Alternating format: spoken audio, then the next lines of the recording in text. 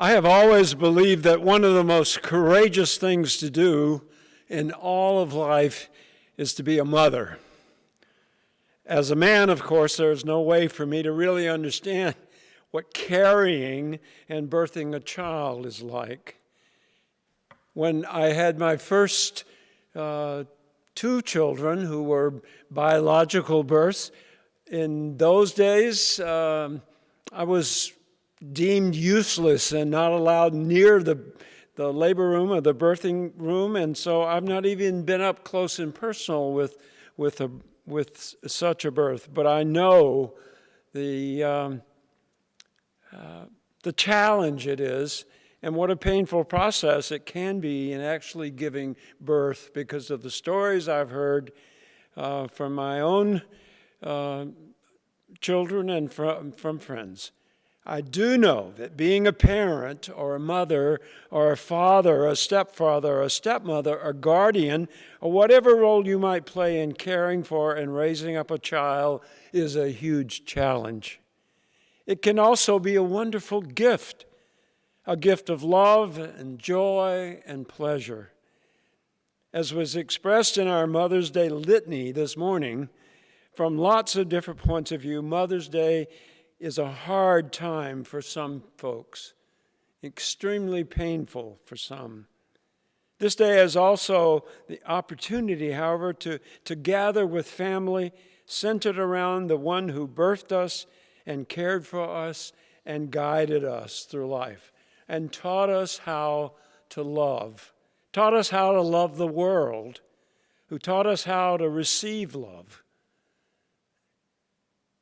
The gospel lesson from John chapter 14 this morning and Mary Oliver's poetry for me undergird this goal of loving the world and special people in our world. Oliver has a lovely series of poems about loving and praying. For instance, she says this about praying: it doesn't have to be a blue iris. It could be weeds in a vacant lot or a few small stones. Just pay attention, then patch a few words together and don't try to make them elaborate. This isn't a contest, but the doorway into thanks and a silence in which another voice may speak. I love this idea of how to pray and to love. They go together, praying and loving, loving and praying. And when I read John 14, 15 through 21, as I have a number of times this week, in which Jesus says, if you love me, you will keep my commandments, I immediately think of another Mary Oliver poem, which is titled, My Work is to Love the World. My work is to love the world. Here the sunflowers, there the hummingbird, equal seekers of sweetness. Here the quickening yeast, there the blue plums, here the clam deep in the speckled sand. Are my boots old? Is my coat torn? Am I no longer young and still not half perfect? Let me keep my mind on what matters, which is my work, which is mostly standing still and learning to be astonished and loving the world. And standing still long enough and patiently enough to notice our children, especially in these days, challenging days. During these past 2 years, children have been more than challenged by COVID and the circumstances of school and being with and without families. Wasn't Jesus saying the same thing, said in a different context, in John chapter 14? I want you to listen to this text again. If you love me, you will keep my commandments. And I will ask the Lord, and the Lord will give you another advocate to be with you forever. This is the Spirit of truth, whom the world cannot receive, because it neither sees the Spirit nor knows the Spirit. You know God, because God abides with you, and God will be in you. I will not leave you orphaned. I am coming to you, and in a little while the world will no longer see me, but you will see me, because I live, you also will live. On that day you will know that I am the Lord, and you in me, and I in you. They who have my commandments and keep them are those who love me, and those who love me will be loved by God, and I will love them and reveal myself to them. Jesus is also saying that as his disciples, as people of faith, as ones who call ourselves Christian, our work is to love the world, to love all people where we meet them, mothers who love their children and children who love their mothers.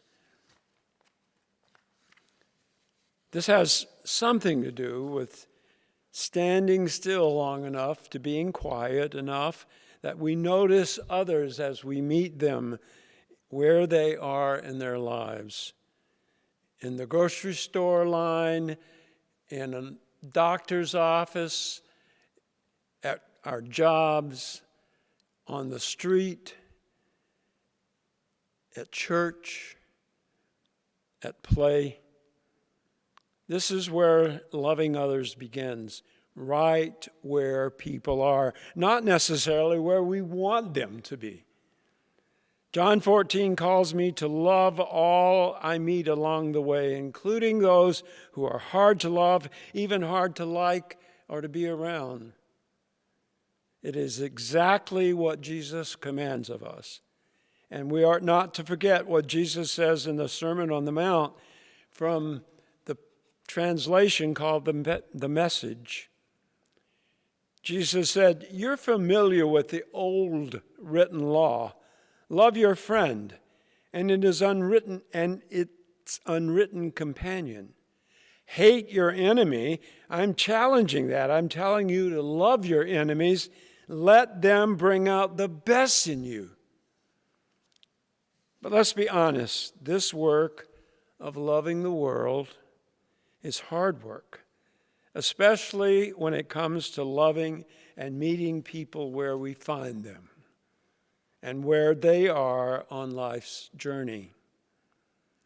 In the United Church of Christ, we have this motto that we love to say, that we say so freely, that no matter who you are or where you are on life's journey, you are welcomed here. You are loved. I ask you, my friends, today to contemplate this question. When you say that, when you hear it, do you really, really mean it deep in your heart and soul? That's what I'm trying to talk about today, that we are truly called to be as honest and real and authentic as we can in loving those we meet along the way. Our love, our work in the world is a response to being loved first.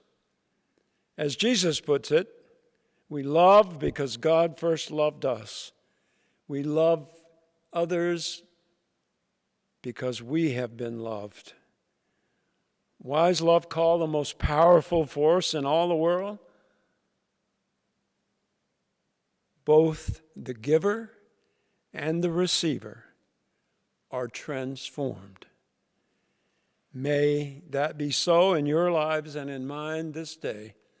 Amen.